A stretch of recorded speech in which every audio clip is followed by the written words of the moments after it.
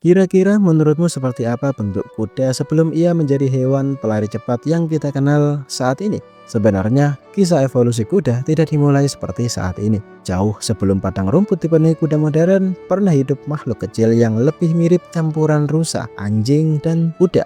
Ukurannya tidak besar, kakinya belum ramping, dan cara hidupnya masih sangat berbeda dari kuda hari ini. Tapi setelah aku lihat-lihat kok mirip kancil ya. Namun justru dari tubuh mungil dan langkah-langkah kecil itulah arah evolusi kuda modern mulai terbentuk.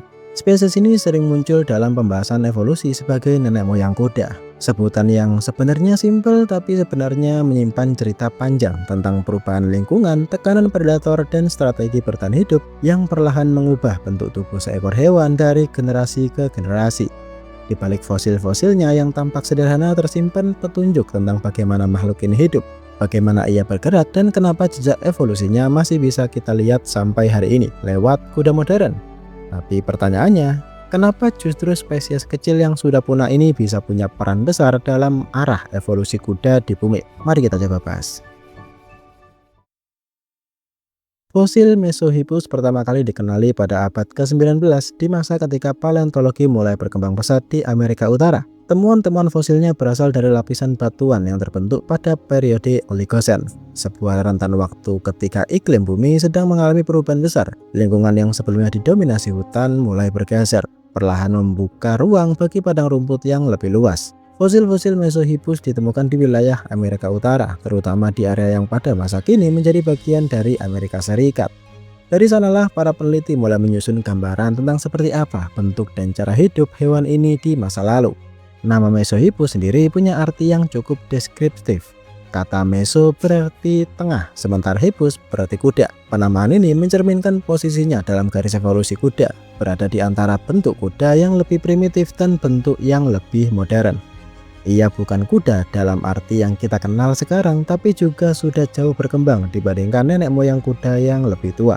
Dalam klasifikasi ilmiah, Mesohippus masuk ke dalam keluarga Equidae, keluarga yang sama dengan kuda modern, zebra, dan keledai. Genusnya adalah Mesohippus yang mencakup beberapa spesies berbeda dengan variasi ukuran tubuh dan proporsi rangka yang berbeda juga.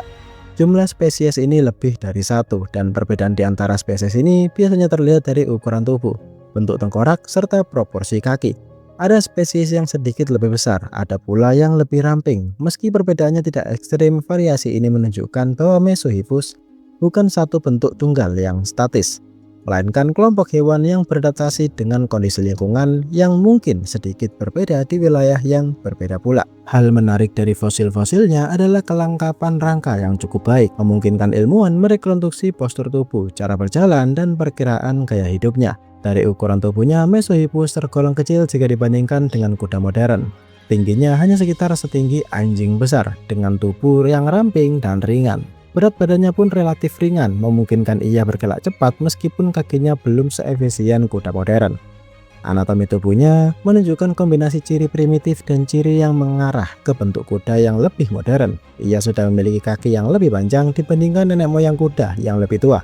Namun struktur kakinya masih menunjukkan beberapa jari. Tengkoraknya memanjang, giginya menyesuaikan pola makan herbivora, dan struktur tulangnya menunjukkan bahwa ia mulai mengandalkan kecepatan sebagai salah satu cara untuk bertahan hidup.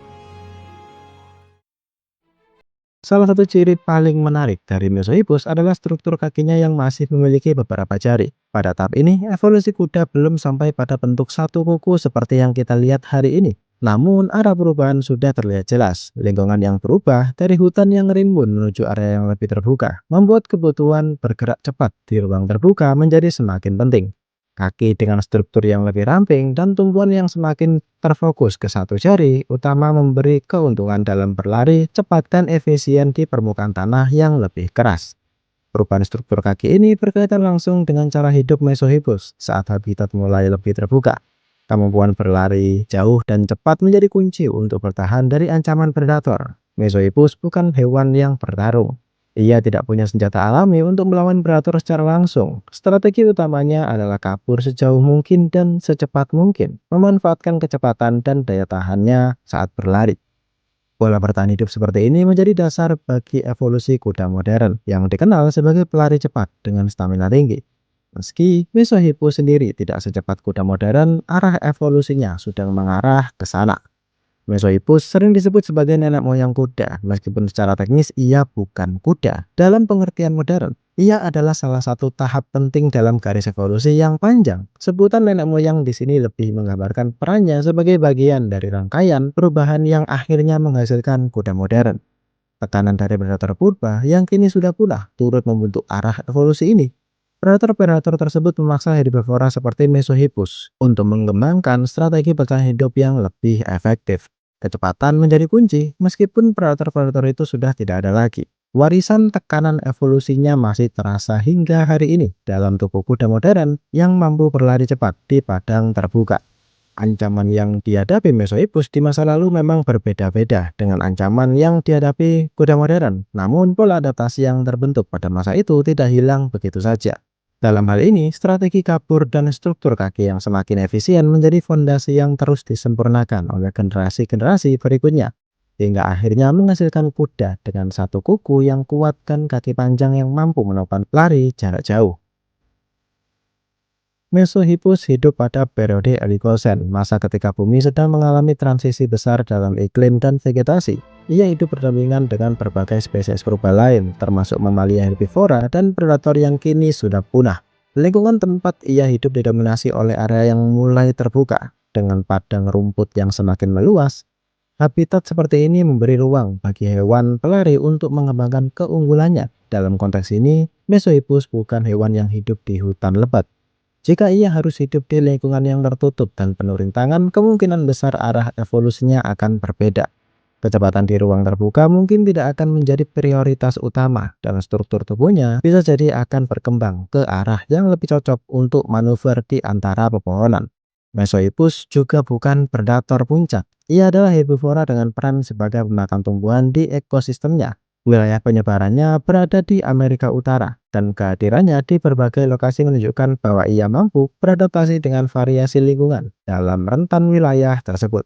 Kepunahannya terjadi seiring perubahan lingkungan dan munculnya bentuk-bentuk kuda yang lebih maju secara evolusioner. Mesohippus tidak lenyap karena satu bencana tunggal, melainkan karena proses alamiah di mana spesies yang lebih cocok dengan kondisi baru perlahan menggantikan perannya. Dalam catatan fosil, perubahan dari bentuk-bentuk kuda awal menuju bentuk yang lebih modern terlihat cukup konsisten, menunjukkan bahwa tubuh kuda modern merupakan hasil penyempurnaan bertahap dari struktur yang sudah ada sejak masa itu. Meski Mesohippus sudah punah, fosil-fosil dari ratusan ribu hingga jutaan tahun lalu menunjukkan pola anatomi yang menjadi dasar bagi kuda modern. Tubuhnya mungkin terlihat jauh berbeda jika dibandingkan dengan kuda hari ini, tetapi arah perubahan cukup jelas. Evolusi kuda tidak melompat secara tiba-tiba. Ia berjalan perlahan, mengikuti tekanan lingkungan, predator, dan cara hidup yang terus berubah. Dari tubuh kecil yang larinya belum sempurna, lahirlah garis evolusi yang akhirnya menghasilkan salah satu pelari darat paling efisien di dunia modern. Jadi, gimana menurut kalian? Komen di bawah jika ada yang kurang atau salah. Dan next kita bahas apa lagi? Tulis di komen.